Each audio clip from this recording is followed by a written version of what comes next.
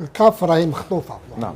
مخطوفه من عند زوج عباد هم دايرين واش يحبوا. نعم. انا عرفت زوج رؤساء.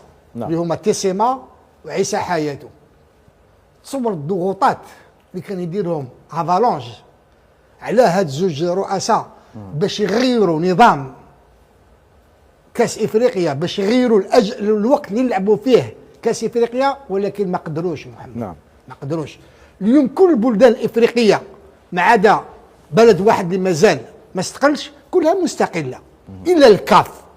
الكاف تمشي تحت يد انفانتينو، يعني يدير بهم واش يحب واش يحب. وهذا زاد خلى افريقيا في عيون الناس العالم يعني محقوره. البلد المنظم راح يدي كاس افريقيا.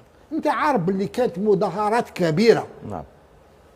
ضد احتضان كاس افريقيا وكاس العالم، ضد البنيان تاع الملاعب. كان الشعب المغربي كان يطالب ببنيان مستشفيات. نعم. كان يطالب ببنيان مدارس، كان يطالب ببنيان مصانع باش الشعب تاعو يخدم، ما كانش يطلب بالملاعب.